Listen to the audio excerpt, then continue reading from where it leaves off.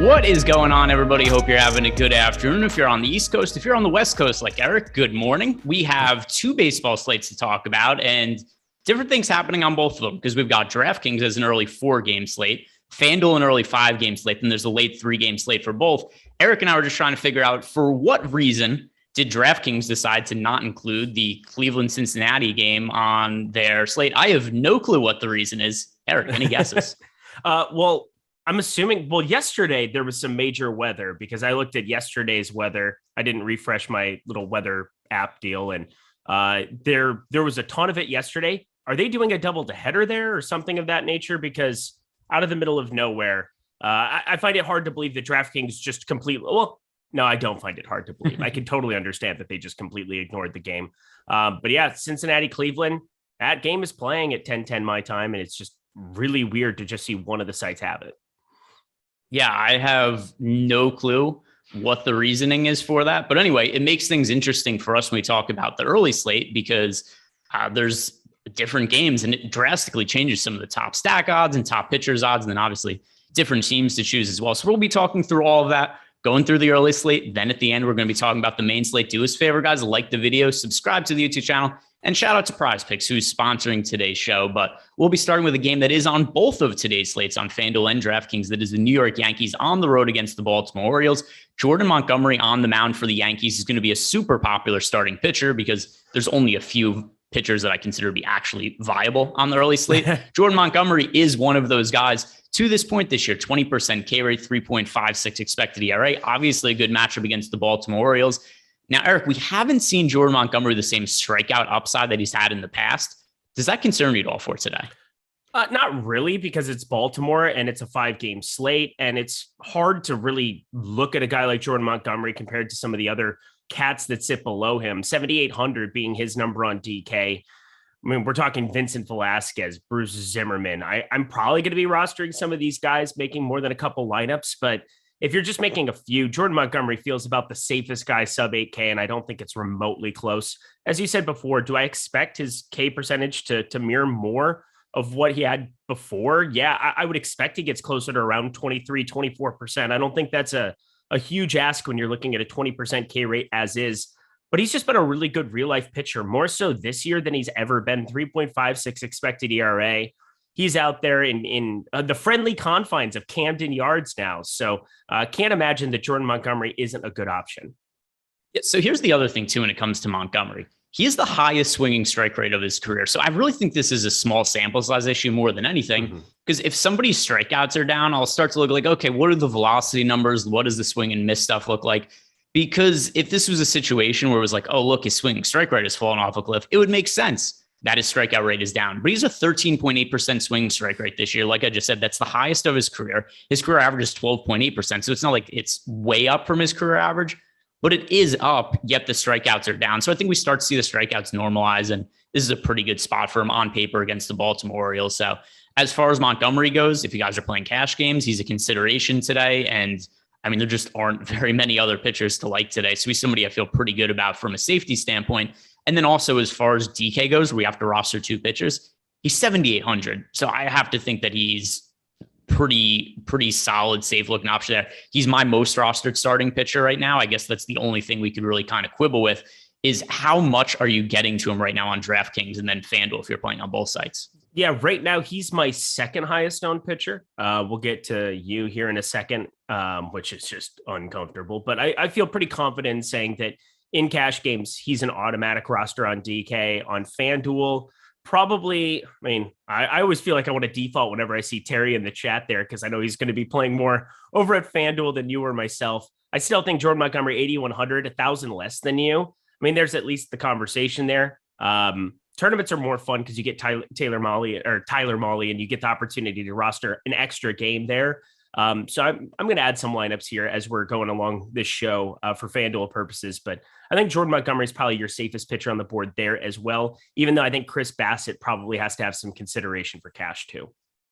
Yeah. So by the way, because I am playing a good amount on both FanDuel and DraftKings for early slate. I like the slate. I think it's an interesting one. That and I was up early this morning. I was like, I don't have other shit to do other than I was watching golf. Yeah, I have golf on right now while I'm doing this, but I don't know if you can hear me. I'm having work done at my house right now, and it is so loud. Can you hear it? Oh, yeah. Yeah, it is so loud. There's just a guy, I don't know, he's just drilling, making holes in the wall and stuff. But yeah, so that's why I rarely wear headphones while I do the show, but I realized I was not going to be able to hear anything unless I put these in. But yeah, Jordan Montgomery, really high priority. On the other side with the Orioles, considering it's a small slate, Montgomery is really popular and there's no ownership going to them. We have 2% ownership as a team projected to go to the Orioles over on FanDuel. And then on DraftKings, we currently have them projected for 3.5% ownership as a team. This is not a priority stack whatsoever, but if you're somebody who's max entering tournaments, they're worth some consideration just because Montgomery is popular and the Orioles are not, for no other reason. I think sometimes that's literally what could happen on small slates. And it's not like Jordan Montgomery is Max Scherzer. He's not Corbin Burns. He's not one of the top pitchers in the world or anything like that. So just for leverage purposes, if you're playing, say, 20 plus lineups, then I think it makes sense to mix some of the Orioles in. But is this a team that you like at all? No, not at all. Probably not going to get any Orioles in any capacity. I will say what it sounds like. I was trying to figure out what it sounds like in the background for you right now. It's like the ESPN app when you have the volume on where it goes da da da da da da. Oh, that is not what it sounds like repeatedly. To me. I bet it's much worse for you. Yeah, I thought a swarm of drones. It's more like a swarm of drones in his back. Yeah, it's just a nonstop because it just drills and hammers and people breaking stuff. Want to hear the most annoying sound in the world? Yeah, it's yeah. But by the time I'm done with this, I'm going to go upstairs. Like, how come the ceiling is gone? What do we do here? Because it sounds like something's being broken. It's great. That aside, so Baltimore Orioles, slight consideration as a contrarian option, only if you're playing a lot of lineups, though, over a course of 1, 3, 5, wouldn't consider them. On the other side for the New York Yankees, Bruce Zimmerman has been slightly better than expected as a pitcher for the Baltimore Orioles, 21.5% K rate, 4.15 expected ERA, but he doesn't have much track record as a successful starting pitcher. The Yankees are going to be massively popular today, and I think it's overall for pretty good reason. Because if you look at Zimmerman's numbers last year, for instance, when we had a larger sample size, he had a 5.04 ERA, a 6.39 expected ERA, and a 20.3% home run to fly ball rate. So here's where we have to talk about the Yankees. Clearly a good team to target. Nobody's going to dispute that if you just look at the matchup against Bruce Zimmerman. But do you think they're too popular? Yes and no. Here's what I am learning big time on FanDuel.com. Aaron Judge is outrageously popular as a one-off every single slate. So don't play Aaron Judge as a one-off. Don't be that guy. You're not that guy, pal. You're not that guy. He's like 41.5% again today on a 5-game slate.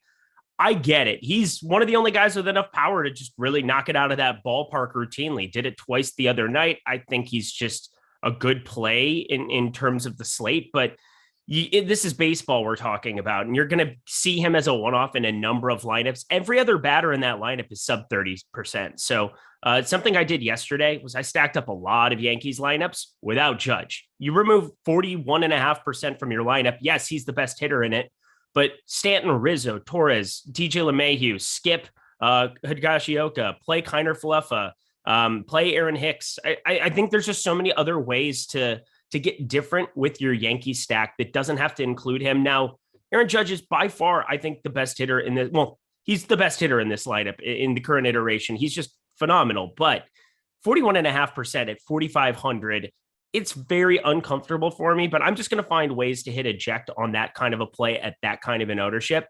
On DK, he's 6,200, 35% sitting in that realm. If I wanted to get a little bit closer to the field, I really don't mind it, but you're very limited. You're going to be playing Jordan Montgomery. You're going to be probably incapable of getting to much Chris Bassett if you're full stacking the Yankees with Aaron Judge. So just be on the lookout. That's one play that I'm looking at shorting today. It's uncomfortable. I think he's the best hitter on the slate, but what are you doing with him?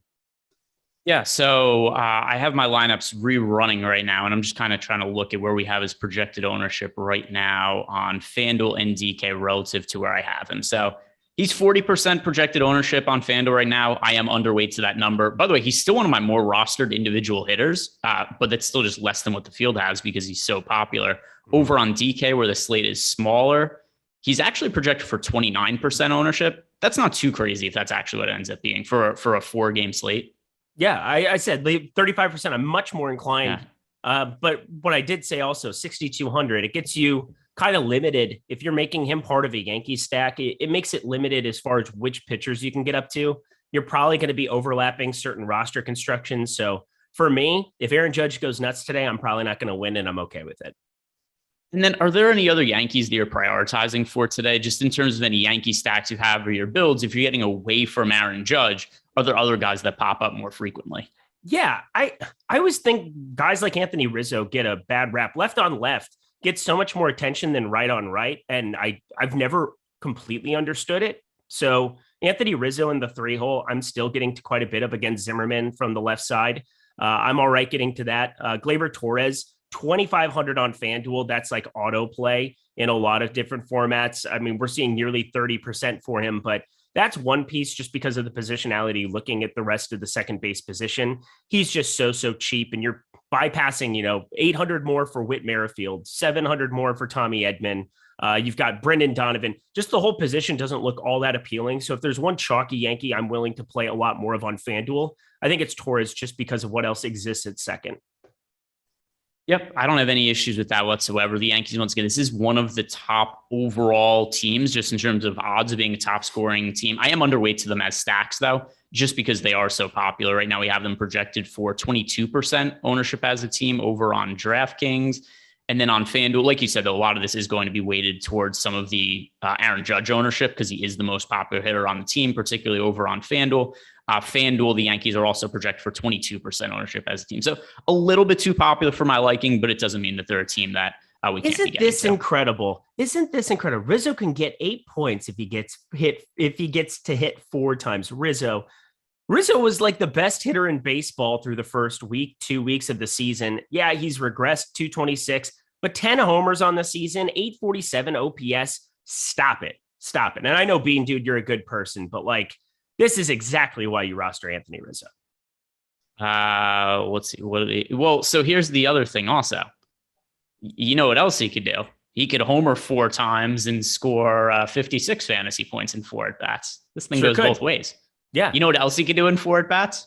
Strike out 4 times. He could strike out 4 times, score 0 fantasy points. There's different iterations of things that could happen. In range of outcomes. Yeah. Rizzo's been really good this year. He's a 148 WRC plus, which is the best mark of his career since 2014. Actually, the only other year where he's had numbers that high. And also with the ball being, although I do think, who knows? It's so hard to know this stuff. It seems to me like scoring's been up a little bit over the last week, which I think could be a couple of things. A lot of people are going to say, well, yeah, the league is using juice balls. I think the weather's getting warmer. I think that's probably the most reasonable. I know we all like to have our silly conspiracies, but is it more likely that the league changed baseballs and at the exact same moment the weather started getting warmer and the offense went up, or is just the weather got warmer and the offense started to go up? Yeah, I commented on a text thread with Cardi like a month ago or something, where he was talking about, oh my God, the weather adjusted park factor, everything, yada, yada, yada. And I'm like, we haven't seen it get warm yet. And I know you're adjusting it, trying to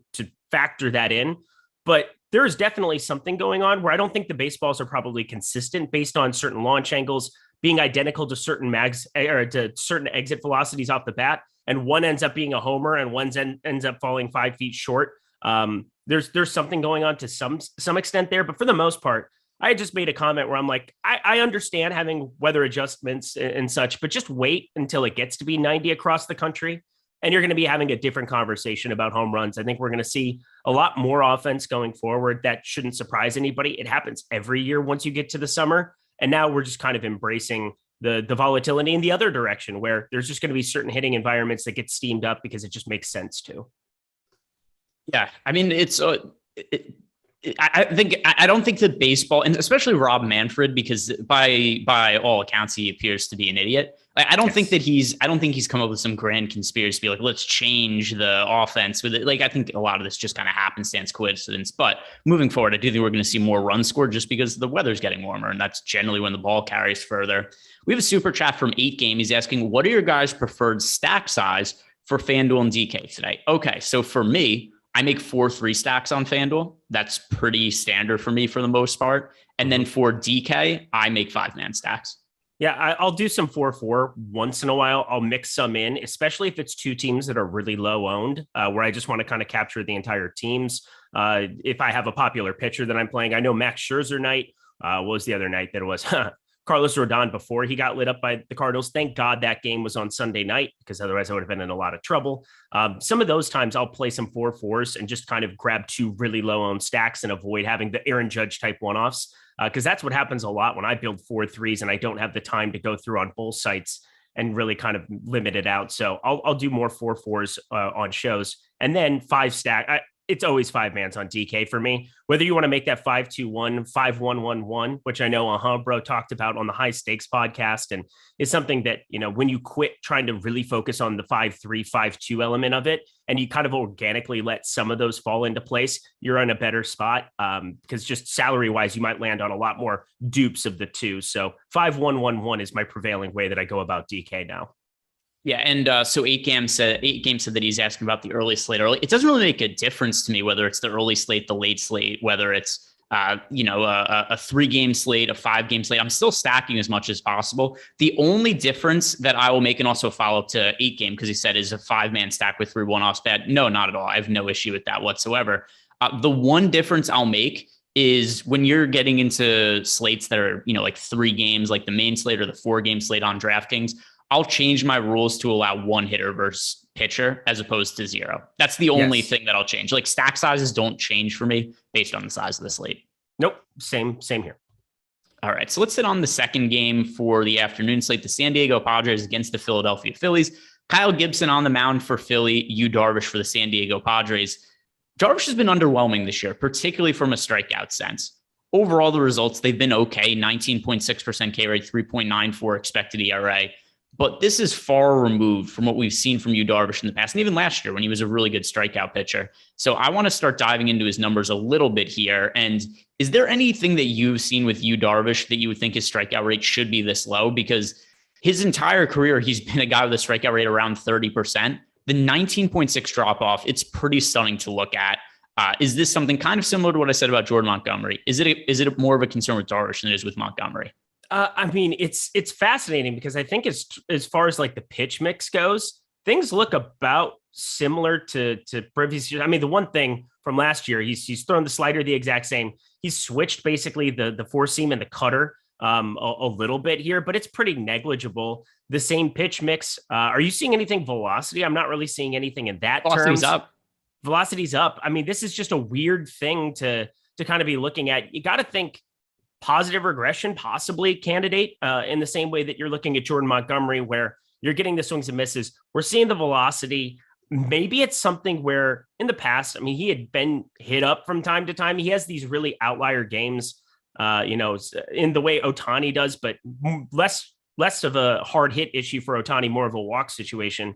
Yu Darvish, it's just really strange. And I think you got to just look at him, maybe not as a 29% strikeout guy, but I find it really hard to believe that he precipitously fell to 19.6% overnight, be nearly 10% difference. So I think he's definitely a candidate for positive regression. I said right now, as it stands, he's my highest owned pitcher on DraftKings. Just curious to see, what other people are going to do. I find it hard, though, to think that he's not going to be somebody that we see around 25% for the season.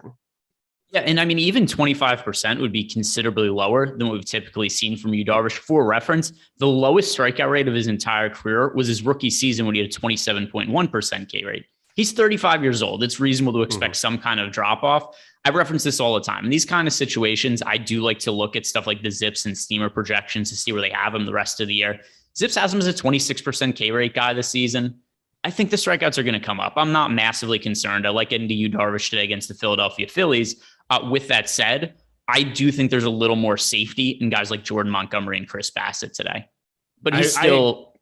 I agree with the safety aspect, but for tournament purposes, I mean, there's got to be some kind of a path here. They're all popular. I mean, Jordan Montgomery and Chris Bassett are more popular than you on DK. I understand that Chris Bassett is phenomenal, 10-5, over 50% there, but it limits access to certain things I can do. Plus, I can leave some salary on the table on a four-game slate is what we have on DK, and get away from Bassett and just go more Jordan Montgomery, Yu Darvish, stack up some of the teams that might even be value stacks, leave 1,000, 1,500 on the table, and just be completely different. So I think that's a path I'm probably going to fall into, because If you roster you and you roster Jordan Montgomery and you put any kind of a low cap on it, you end up with Yankees stacks. And that's kind of what I'm trying to avoid doing too much of. And then on the other side, when they're really popular starting pitchers on smaller slates, I'm usually inclined to stack against them in large field tournaments. But the Phillies are fairly popular today, picking up double-digit ownership on both FanDuel and DraftKings. So this is a team I want to be underweight to, because despite the high ownership on Yu Darvish, the Phillies are also getting to the Phillies, which is a little curious to me. I get they're at home. They're against Yu Darvish. Yu Darvish, when he gets hit hard, has been homer prone in the past. He's a 13.6% home run to fly ball rate for his career. But that aside, I don't think this is a spot where I'm dying to roster Philly either, because it's very odd to me. We just don't see this very frequently, where you get a pitcher that's popular and the offense is also this popular. So considering your stance on Yu Darvish, safe to assume that you're light on the Phillies? Yeah, I'm light on the Phillies. Obviously Kyle Schwarber from the left side batting third. The huge downgrade for the Phillies going forward is no Bryce Harper with this elbow issue and not being able to throw. And, I don't know. It sounds like they're just going to probably have him bat going forward or something, but hasn't been in the lineup the last couple of days. I've been trying to monitor that situation for 1 year long team for me, trying to figure out if I want to move Harper at this point, which is just a weird thing to even consider at this point, but I need some help in other categories. And I can probably get it if I move him now and kind of embrace whatever that timetable is for him to be out. But you remove Bryce Harper, National League MVP from last season, one of the best hitters, sample size of the last 10 years, from a lineup, and it's going to be a massive downgrade. He also goes from the left side. They insert a guy like Odubel Herrera, a big, huge downgrade when you're talking a 1-for-1 type swap there. So it makes Yu Darvish look even more rosterable to me. It makes the Phillies, I think Schwarber I have as a one-off in one of my main teams, and I'm probably even going to remove that here before lock. I think that it's okay if you want to get to some of them. We've seen if he's not going to miss bats, if Yu Darvish isn't going to miss bats, he's been hard hit in the past, and that can be a problem for him. So I don't completely blame people if they want to go that direction, but not for me. Yeah, and once again, if you're playing 150 lineups and you have some exposure to Phillies, not a big deal, but I'd recommend being underweight to the field on them because they do look overowned, which is a little wild to me. We've got starting for the Phillies, Kyle Gibson. Stacking against Kyle Gibson, my favorite play on this slate. I've never been super high on Gibson. He really fell off in the second half of the year. But the key here is this. Kyle Gibson is a guy who also, when he's gotten hit hard in the past, really, really high home run to fly ball rates over the last 4 years. 20.4% home run to fly ball rate, 26.7, 11.1 in this year so far, 12.9. So when it comes to Gibson, he's not a bad pitcher at all, but the Padres have a pretty solid offense. And this is a team that is very limited ownership going to them. And it's crazy to me that the Padres have half the ownership as the Phillies. So I think this is the most under-owned team on the entire slate. Right now on DraftKings, they are projected for 5% ownership with a 12% chance to be a top stack. So we're getting a lot of positive leverage there. Something else to consider. The pricing with offenses isn't really that much of a concern for me because the opportunity cost of pitcher isn't that great. There's generally cheap pitchers we're looking at. And then over on FanDuel, we have the Padres against the Phillies are projected for 5.8% ownership with a 9.7% chance to be a top stack. So I think this is the most under-owned team on the slate. In large field tournaments, I'm really prioritizing the Padres. I know in the past when you and I have talked about Kyle Gibson, you're typically a little higher on him than me. So do you view this differently? It's nostalgia, baby. The glory days, the Minnesota Twins, the Bomba Squad, happy days. We're fine. Happy days are here again for the Minnesota Twins, but Kyle Gibson, I'm more than fine to stack up against here in this spot. Not missing bats so far, 19.6% K percentage. It's right around his career average, but we had seen a little bit better stuff at the late 2018, 2019. And I feel like right now, 3.56 expected ERA, that has got some negative regression just in store for one Kyle Gibson. He doesn't really throw it that hard. He's a low 90s, like rated around 90 mile per hour fastball guy. Nothing really appeals me about his stuff at this day and age. He was a good real life pitcher once upon a time. I think he can still find some form from time to time. He's limited hard contact so far to 33.6% rate this season. But as you said, this is a lineup that, Robinson Cano, I don't even know what to make of him in batting sixth here. He debuted on Sunday, and interesting to just kind of see that. But Eric Hosmer has really been resurgent this season. I didn't know if it was going to maintain, but a 303 expected batting average with a 446 expected slugging, just getting middle of the road type numbers from a first baseman is a huge improvement for him. Now batting third, Trent Grisham can just be slap happy and get on base and do his normal stuff. Profar had started to hit the ball hard earlier in the season, and that has regressed in a major way. But just an effective lineup in terms of what you can expect them to do. They're going to try to get on base and set the table for guys like Machado, like Hosmer. Back half of the lineup, we've seen Hae-Sung Kim get some power from time to time, even though he's really expensive on DK. $4,800 to pay for a shortstop in the 8-hole. Not ideal, but 192 ISO on the season. That is pretty prominent. So I'm looking at a team in San Diego that you can stack 1 through 8, and that's always appealing to me. 1 through 9 if you want to get Nola in the catcher spot. Yeah, Ha-Sung Kim, reminiscent of the old KBO days. By the way, if you got Ha-Sung Kim at 4,800 back in the KBO days, be like, oh my God, what an egregious misprice. Damn. He was, he used to pretty regularly be like 6,400, 6,600 on DK. Him and the guy who's on Terry's Dynasty team, Jay Beck. I forget what. Oh, I thought you were going to bring up a Nick Martinez reference. I thought that's no. I can't remember. There's the other guy who's a stud in the KBO who's like 21 years old, who's the best hitter there, who's also really expensive. That I know is on Terry's Dynasty team. But that aside, those were the two guys that were always really expensive. Super chat from Joe K. Haven't watched a full game of baseball since the New York Subway Series, but with Awesemo Fantasy Cruncher, I have been profitable. Thanks, guys. Well, Joe, it seems like you're winning money at baseball, not watching any of the games, which is all well and good because you don't have to. And there, you just go to the club. Let's go. Top Stacks Tool Fantasy Cruncher. It's all stuff that's super beneficial. And I would say baseball's probably the most data-driven DFS sport. So you could certainly make money on MLB DFS just looking at some of the data and not watching the games. I do watch a lot of the games just because I like to, and I have the MLB package. And by the way, Terry has followed up list. It's Becco Kang, which there we go. Becco Kang and Ha-Sung Kim. Those were the two guys who were, regularly in like the 64, 6,600 range and crush all the time on DK.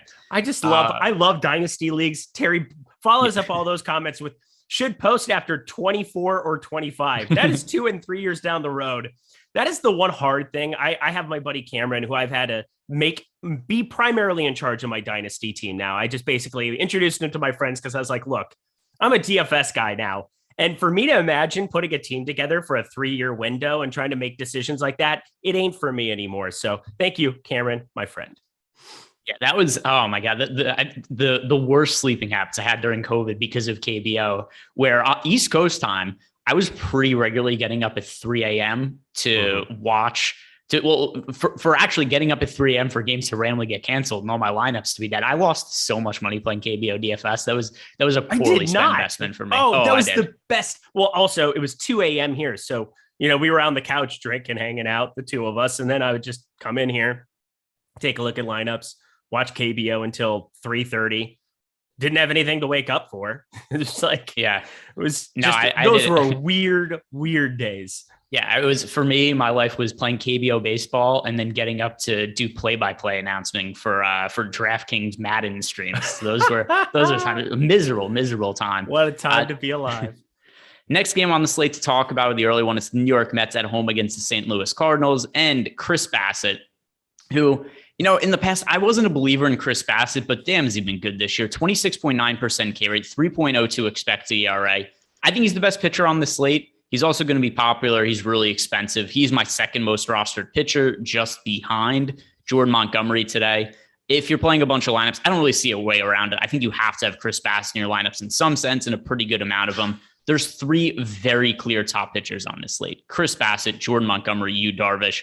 I don't really think there's a way to reasonably get crazy contrarian at pitcher. If you have some shares of other guys, cool. But there's nobody I'd recommend really being super heavy to. So are you getting a lot of Chris Bassett as well? I was, and I'm going to roster some Vince Velasquez is kind of the path that I'm taking. I keep updating everything in the Top Stacks tool. San Diego, positive leverage. I do not want to play Baltimore. If I were playing Baltimore as like my way of getting positive leverage and stacking, I'd play a lot of Bassett today. But I like the Cardinal side of this. I think in terms of, I think I'm going to take some shots going up against him. He's been incredible this season. There's no doubt. 32.4% hard hit percentage, 26.9% K rate. It's not like the 33% we saw from Corbin Burns, but we saw that one the other day. Sad times yesterday. I feel like Chris Bassitt is a stud, and he will be a stud going forward for this Mets rotation. Yet another guy who's just going to fit in nicely. We saw some really good stuff from him in Oakland, and it's just carried over in a more prominent way, now down to a 3.03 expected ERA. Plus, the Cardinals, you definitely prefer to have them face lefties. They are just absolute lefty killers as a team. But against righties, 19.8% K percentage, pretty low strikeout rate. In terms of, that's fourth best in baseball, 100 WRC plus. So I think they should be able to limit the damage a little bit more than other people are thinking. And there's one massive change that they've had to the roster, and it's Juan Yepez. And I think he could be a decent enough hitter, batting 306 with 2 homers, 860 OPS so far this season. Hasn't been as good as what it was right out of the gate. Maybe major league pitchers are starting to figure him out a little bit, but all in all, you get Nolan Arenado, you get Paul Goldschmidt, you get all these guys way, way overpriced and completely unowned. I think on a 4-game slate, I'm going to take my shots going that way a little bit more than I am playing Bassitt. I mean, if you're playing some lineups of the Cardinals, they're 1% owned on a 5-game slate over on FanDuel, DraftKings. They're 3% owned. So there's very low ownership. If you get some of them, it's not crazy, but it's hard for me to not prioritize Bassitt just because of the lack of other pitchers on the slate and the Cardinals having such a right-hand dominant lineup. When you say more, like you're making more stacks of the Cardinals than you're getting exposure to Bassitt? No. I have 12% Cardinals right now. Let me see. 13% Cardinal stacks, just playing 100 lineups. And I have 40% Chris Bassitt. So, I mean, it's one of those things where I'm below on Bassitt slightly, but then for me, it's just having the leverage spot there and just playing a lot more Cardinals. And again, I'm still tweaking stuff. I still have half an hour to be able to finish some stuff up. I'm going to continue to take that ownership down a little bit here. I'm talking myself into playing a little bit more Cardinal stacks. I mean, if we just put the blinders on, this is the way that I try to think about it sometimes in terms of like, oh, why am I so surprised St. Louis scored a bunch of runs? Who would you consider the best offense on this slate for DraftKings? Eight teams. The Yankees won, right? Well, it depends. Like in terms of the one I get the most exposure to relative to ownership. We're talking about the best offense. If you had to play a neutral pitcher on a neutral site, which offense do you want?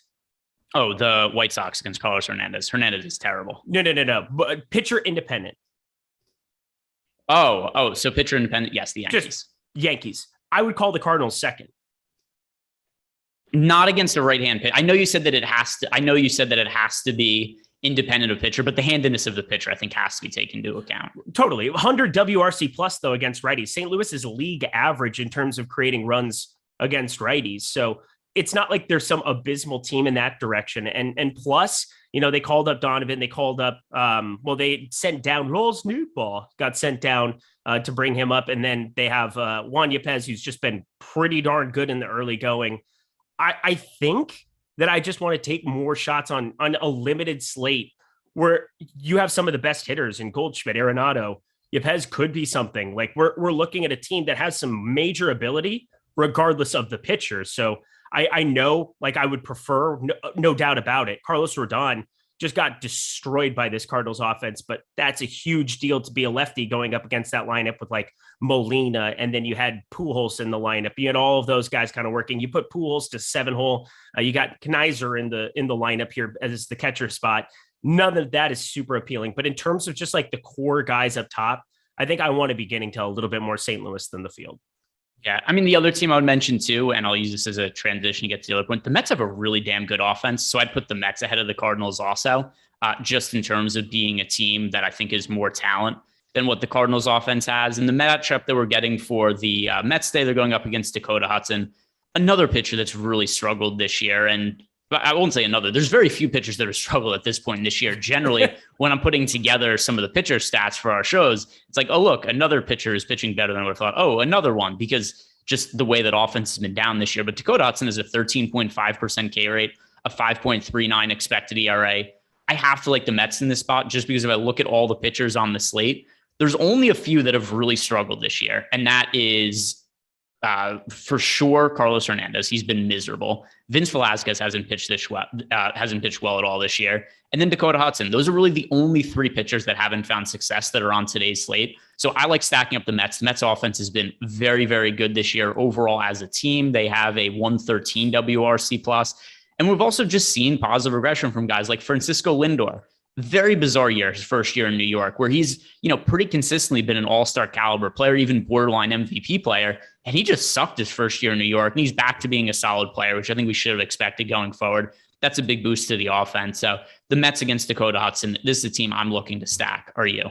Yeah, there's no doubt about it. I mean, yesterday was frustrating. So I built a bunch of lineups like in the morning and kind of set it and forget it. I had some stuff come up where I wasn't able to do NBA or adjust my lineups or anything for baseball. But I was winning the $15 Q on FanDuel for half the night, basically. And then Pete Alonso, 8th inning home run, followed by an 8th inning double dong from Jared Walsh, went from like first to 70th. Just another great Q story for me. I always love it. But the New York Mets, had I been able to adjust my lineups, and I would have had a lot of them yesterday, it doesn't really matter who they face. It's kind of the same way I feel about St. Louis to some extent. Just they're in a way better spot against a way worse pitcher. Dakota Hudson, 515 expected slugging, doesn't miss bats, 13.5%. And you just look at this Mets offense and they've got some guys, and you've got Mark Canha coming alive, batting second now for this team, just really starting to put it together in a meaningful way. It hasn't even just been the last two games. He's had some glimpses now where he just looks good at the plate. I feel like I've been watching a lot of Mets games. I'm not sure if that's just been on MLB TV a lot, but got Brandon Nimmo leading off. You can always go there. A special shout out to Jeff McNeil, Terry's favorite batter from the New York Mets side. That's sarcasm. He hates that guy. But, if he fits into some lineups, second base outfield eligible, I don't mind it on TK. It's just perhaps the worst or bottom two pitcher on this slate. And you're getting one of the most potent offenses. I don't mind it whatsoever. Yeah, the Mets offense definitely one that's going to be a priority for me against Dakota Hudson. So let's move on to the next game. And this one, only on FanDuel for reasons totally unknown for me. We see this kind of frequently where FanDuel leave games off slates. It's usually because of doubleheaders, and DraftKings typically includes these. This isn't even a doubleheader scenario. This is just the game that DraftKings has flat out not included. Cincinnati Reds at home against the Cleveland Guardians. Maybe this is what it is. Maybe DraftKings looked at this game and said, nobody gives a shit about either of these teams playing against each other because the Reds lose every day anyway. But they do have one of their better, actually, they're one of their, I like Tyler Mahle more than Hunter Green as of right now. So say the current best pitcher on the team, Tyler Mahle, he's had good success, 24.5% K rate, 3.58 expected ERA.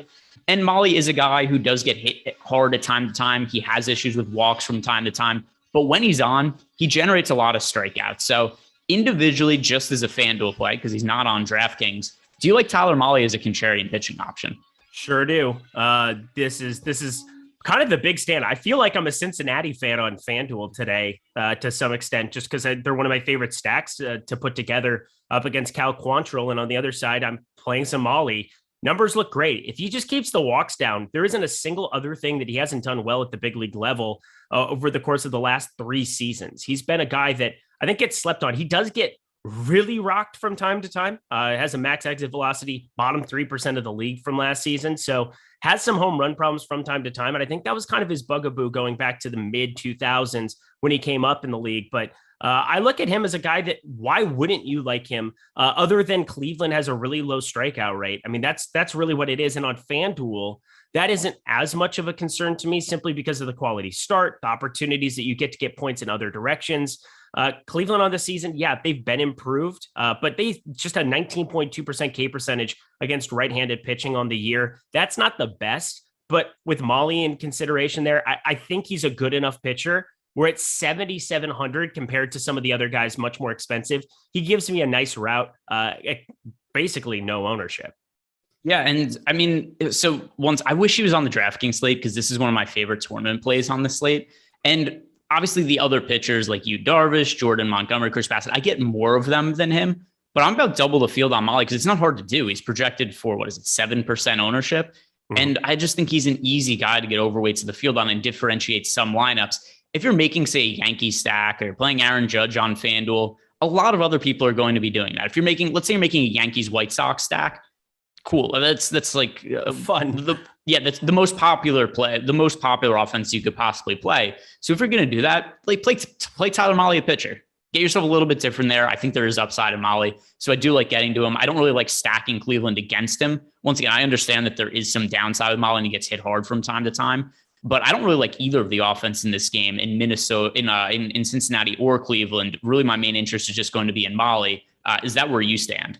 This is a Lee Caruso special for Tyler Xander down there. Not so fast, my friend. I feel like I have to play some Cincinnati here. I don't want to, but there's positive leverage. And Cal Quantrill, but do you remember that slate last year that he broke, putting up like 45 with a complete game shutout on DK? I don't, but I will take your word for it. I mean, I believe you. It happened. I still think he sucks, though. He's terrible. And it was one of the most tilting things ever, because I think I had the nuts that night. And it's just one of those, that's how I remember Cal Quantrill. And since then, all I do is stack against this guy every opportunity that I get. Colin Moran, Tyler Stevenson.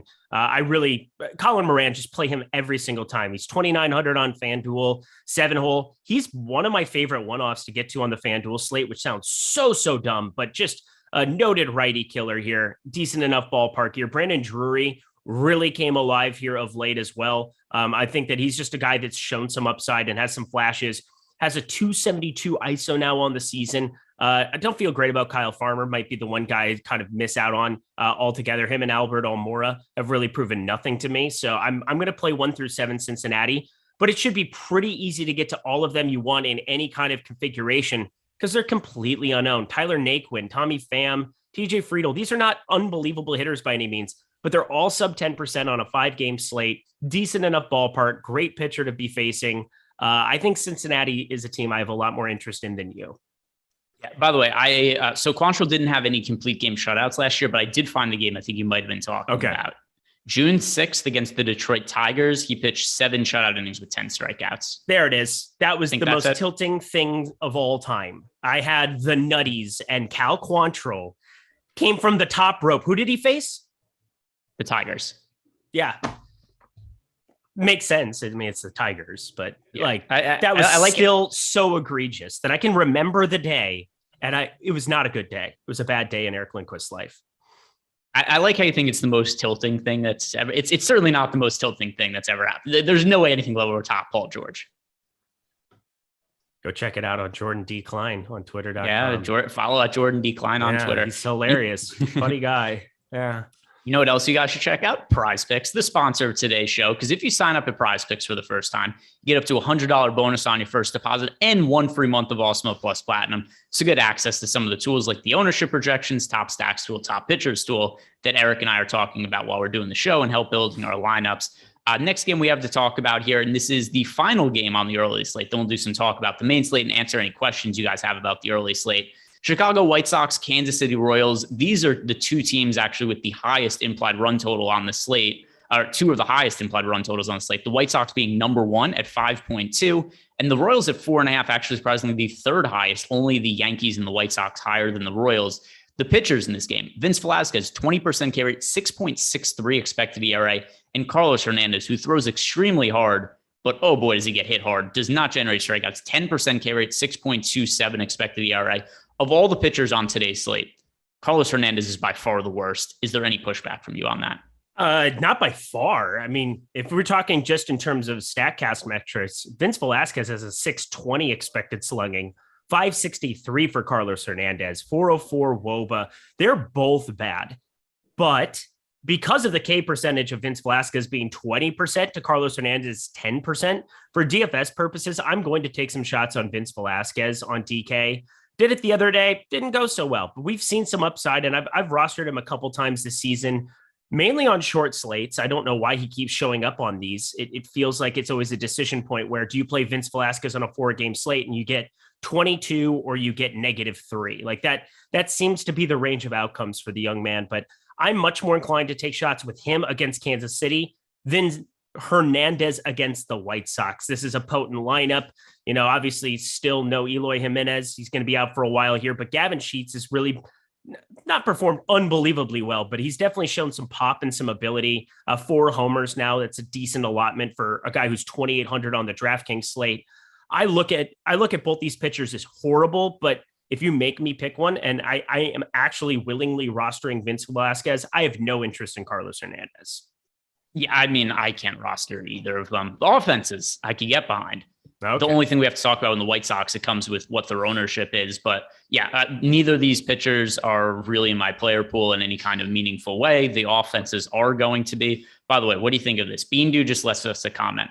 He said that he was there live for the Paul George meltdown. It was great times. He said it ranks for him amongst the likes of his own GPP wins, the birth of his daughter. So this is one of the pinnacle moments of Bean Dude's life. Was it for you? Looking back now, would you say this is was that a hallmark moment for your life, Paul George getting scratched? No. Can we argue that long-term it was plus EV for you to get scratched? Because even though, maybe you lost a few bucks on that slate, right? You had some exposure to Paul George that night. But think about how much it's added to your legacy, your shows. I don't even know if you and I would be doing as many NBA Live Before Locks together if it was not for that moment. I think that was what really made people want to see us together. So plus EV, if we think of it that way? No. All right, Bean Dude disagrees. Okay. Well, Bean Dude, good for you. I'm glad I could provide you some happiness. It ruined my... It's fine. Don't mind me. All right. Yeah. Bean Dude, let's not give Eric a stroke here. Well, let's get back to talking about the offenses here because Vince Velasquez, Carlos Hernandez, we both stated neither of them are particularly good pitchers. In fact, they're quite terrible. Chicago White Sox, they're going to be the most popular stack on the slate. Let me refresh the ownership to make sure that is still the case. Sure are. But last I looked, we were getting, let's see, it is, 23.6% ownership for the White Sox over on FanDuel, which, by the way, I don't think is crazy. And then on DraftKings, the White Sox ownership is expected to be at 30.6. That's pretty high over on DK. As far as the FanDuel ownership goes, I don't have an issue with it. The White Sox are my most stacked team on the slate. The team I'm the most overweight to is the Padres, but the team I just have the most exposure to is the White Sox.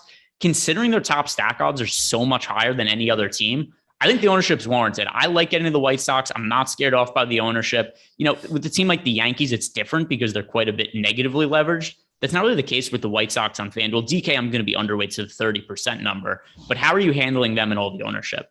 Yeah, you got to have some. And I think it just really comes down to how you want to piece this team together. If you play Andrew Vaughn, you're looking at a guy in the mid-range there, or you play Gavin Sheets. Both of them just a little bit cheaper. They're both sub 20%. Gavin Sheets is my favorite guy as a one-off to be playing through this lineup, which is a weird thing to say, but a 165 ISO isn't the worst thing I've ever seen in my life. 275 WOBA, whatever. I'm going to take some shots there simply for some of the savings. He's fitting into some of those lineups I was talking about before, where I'm trying to get away from playing some of the Chris Bassett, but I think Chris Bassett is going to show up in some of these Gavin Sheets lineups. You can do like a one-off tab over on Fantasy Cruncher. Talked through that a couple times last year, kind of the way that I go about piecing those together.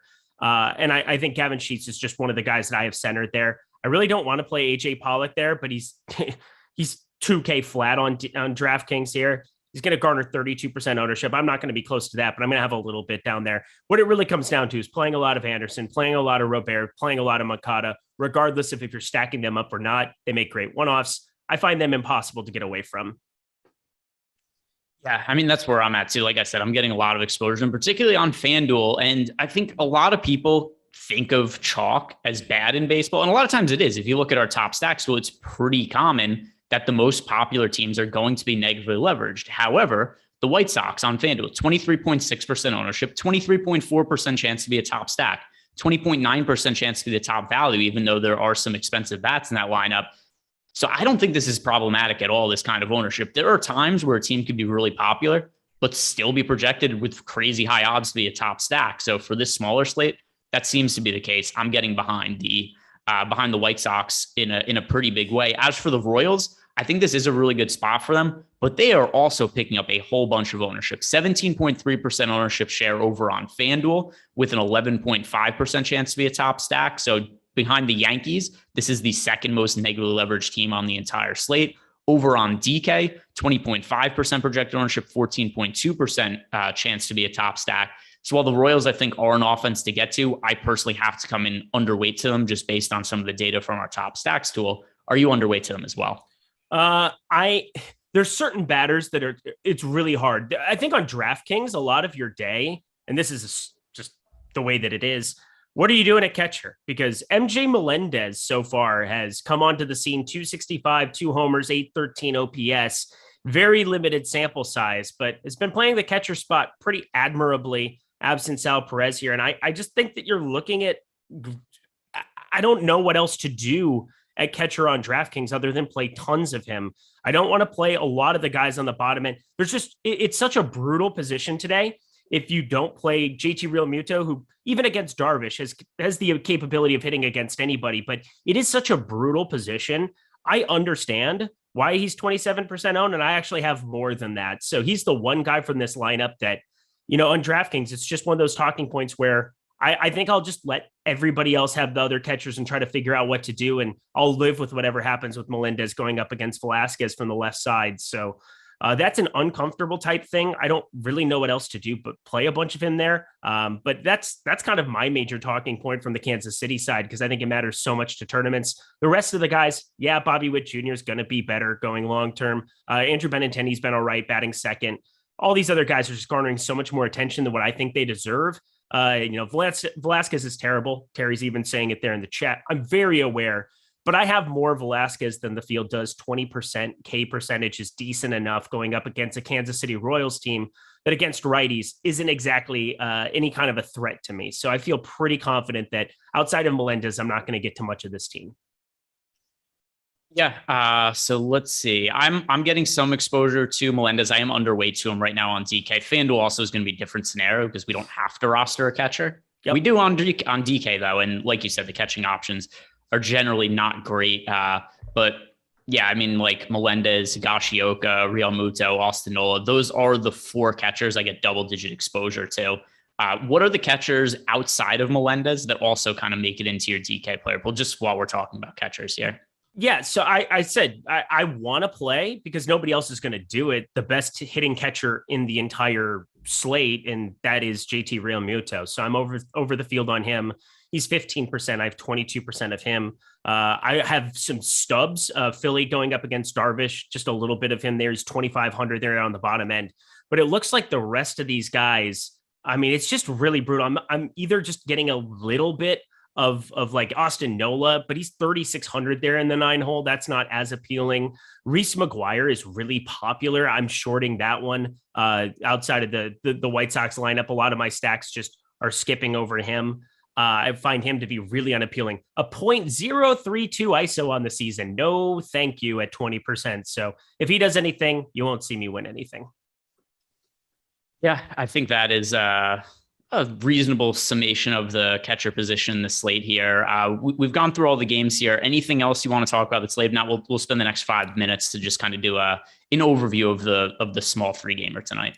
No, I think I love that Padres call by you. I think that's going to be one that I want to get to quite a bit more than what I was looking at even this morning. The Yankees, be very careful about how you go about constructing some of those lineups. I'm doing some FanDuel where I'm just avoiding Aaron Judge in that 40% play quite a bit. I know he's the best hitter in that lineup. I know he's one of the best hitters in baseball, if not the best hitter in the early going of this season, but it's baseball and it's a 4-game or 5-game slate over on FanDuel.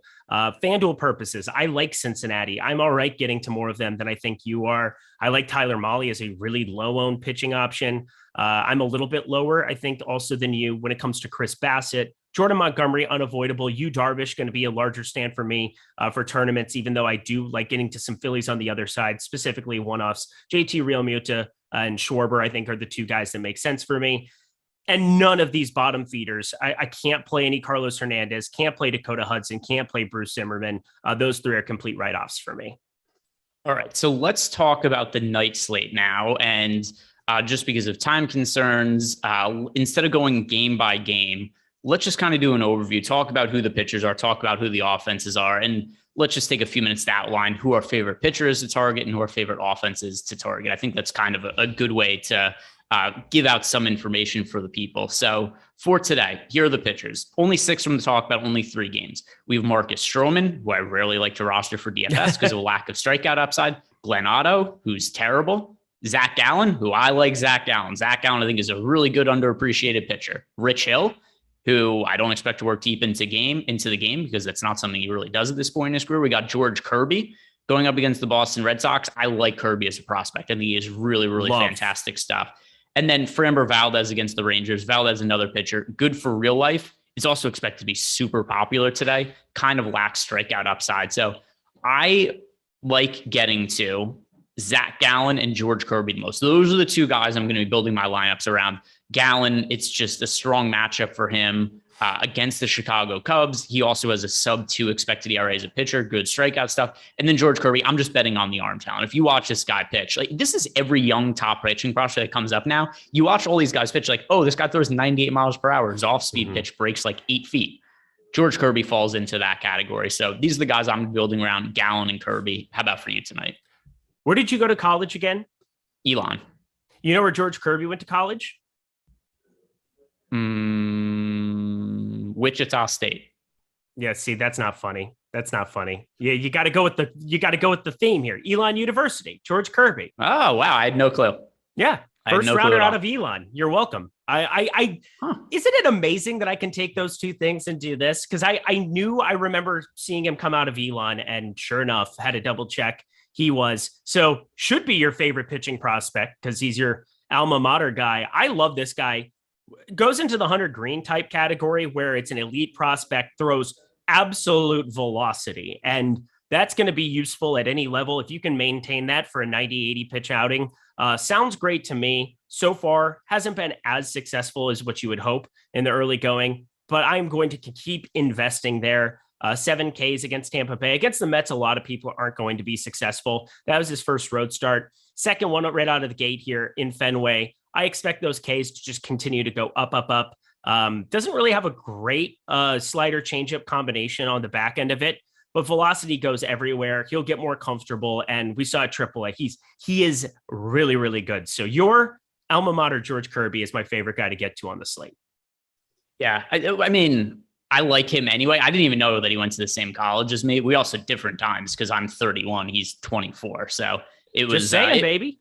Yeah. If there was a couple players that got drafted when I was there as well. One of them who I went to high school with. But yeah, didn't know he went to George Kirby. That's good information. But most importantly, I mean, that fastball velocity is absurd. The off-speed pitches are really good. And he's had success at every single level that he's pitched at.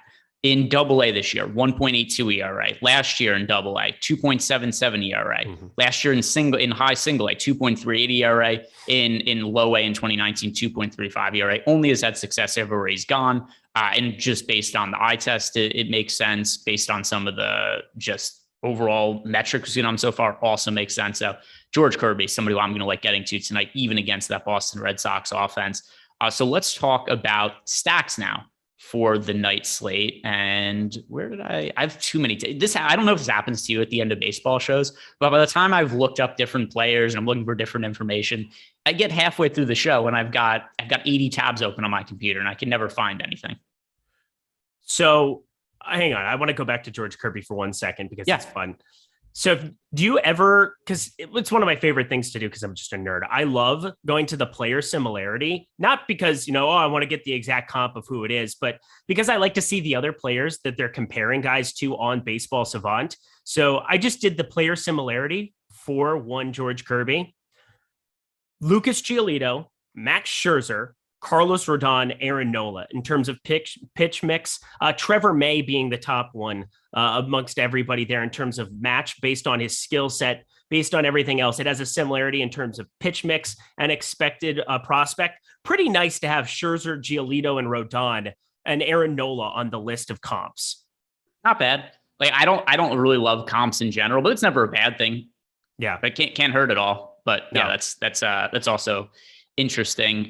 So let's wrap this up now in terms of stacks for the night slate. There's one that just stands out far and above everybody else for me. That's the Houston Astros. They're not expected to be massively popular tonight, which is kind of surprising considering the matchup against Glen Otto. Over on DraftKings, 18.8% ownership, 19.1% chance to be a top stack. Something else also considering who the pitchers are for tonight. I don't think that we really need to be too cost conscious at offense. Like what are we saving money at offense for to pay up for a pitcher? It's not like we have these Max Scherzer type or Jacob deGrom pitchers to pay up for. And then over on FanDuel too, 19.6% projected ownership for the Houston Astros, 19.2% chance to be a top stack. Considering the matchup against Glen Otto, like what am I missing here that they're not more popular? I don't know. I mean, there's only one team with positive leverage amongst the six, and that's Texas. And I have absolutely no desire whatsoever to stack against Framber Valdez just about ever. Negative 5.6 degree launch angle average for the season. Ground ball rate out of this world. I mean, this guy is something else. So yeah, I'm not going to be rostering Texas going in that direction. So it kind of opens up the entire board to me. If I'm going to be playing this slate, I'm going to be rostering the other 5 stacks.